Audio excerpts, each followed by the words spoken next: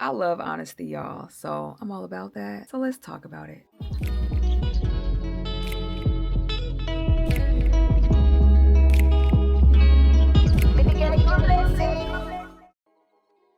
I want to be completely transparent with you guys about me building my virtual esthetician business with 0 clients and how you can do it too. But I'm just sharing my journey because I think it's needed, because I think there's other people out there that think how I think or think similarly, like, okay, I don't have no clients. How am I make money? What am I gonna do? What services I'm going to offer if you're in my shoes, like you don't have a spa suite room where you do services hands-on. Today's video, I'm going to be transparent with you guys. I'm going to be talking to you guys about how this virtual esthetician got started with 0 clients for me. So my current situation, 0 clients, okay? I don't have no clients, but I have buyers.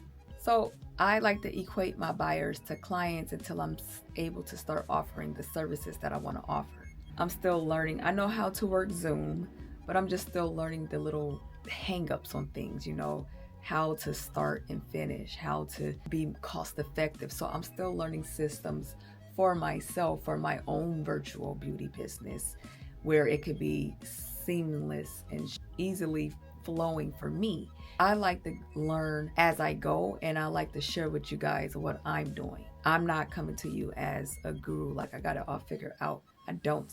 But I do have experience in a lot of things. I feel like I do have a lot to offer. And so that's why I like to just be transparent and share with you guys what it is that I'm doing or what it is working for me. One of the systems that I'm going to be using to do my consultations once I start to offer them, it is going to be Zoom. It's going to be Zoom. And then I'm also going to use Loom to record my videos and then just use them as tutorials and things as such.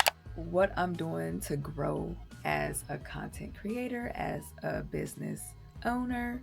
So one of the things that I'm doing is, first of all, I'm starting to be way more consistent on my social media platforms than what I have been. I'm also creating digital products, a lot more digital products that's more beneficial and helpful and transformational for you guys. I'm also working on creating small services. I haven't put a service out there yet to the public to where people can book. I am working on that. I'm just right now trying to find my rhythm in all of this, okay? Because I don't know if you're a person like me, but like I think about things. I'm like, oh, I could do this. I could try this. I'll jump, and that's not good. It's not good because you'll never finish. You'll never complete what it is you need to complete. So please take it from me. Do not jump around on your goals. Step by step, complete them, finish them, and move on. And if there's something that this goal or something requires you to do often, then do it to where it becomes second nature so that you're not getting behind.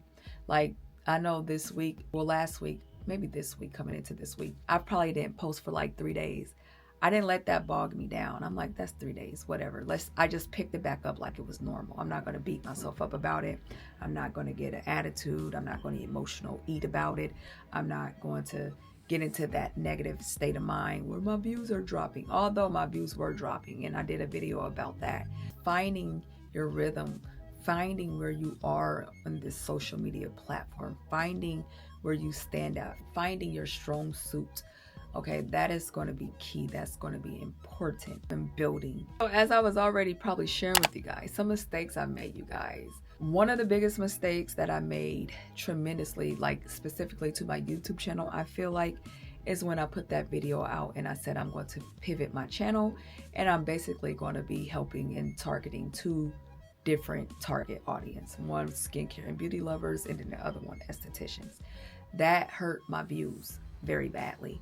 I was putting out videos like, why am I only getting 5 views?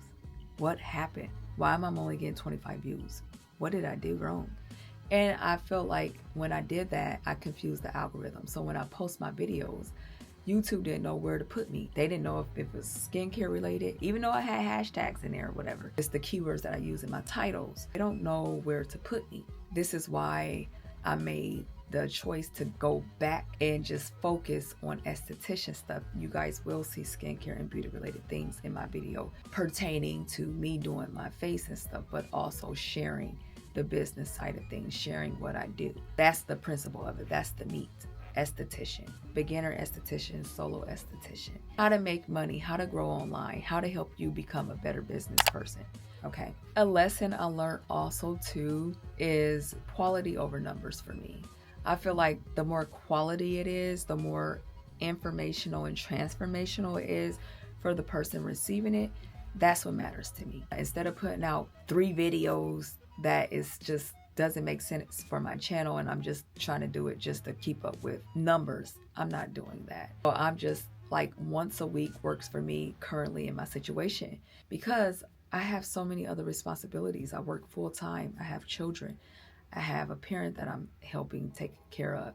So there's a lot that's going on my end that I just can't really upload as much as I would like currently. That does not mean that I won't in the near future, but just a video once a week on YouTube works for me. So what's been helping me on how to structure my week to stay productive, I would say it is to-do lists, like on my phone and on a piece of paper, writing things down and bite size. I can't have an overload of things. It's just not going to get done. It's going to overwhelm me and I'm not going to want to do it. So I learned about myself that having bite-sized goals to finish and implement works best for me. It just does. Like, it just works best for me.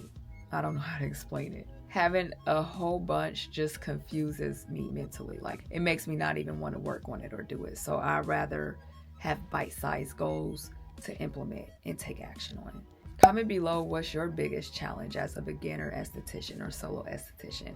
I want to know. Maybe I'll do a video on whatever your struggle is. Maybe I can do a video on how to help with that. And if you want my templates on just to help you in your esthetician business, check out the links down below in the description. I'll have some helpful resources listed there for you. And please be sure to give this video a thumbs up. Turn on that notification bell so you don't miss another video from me. I post every week. And I'll catch you guys back with another great video.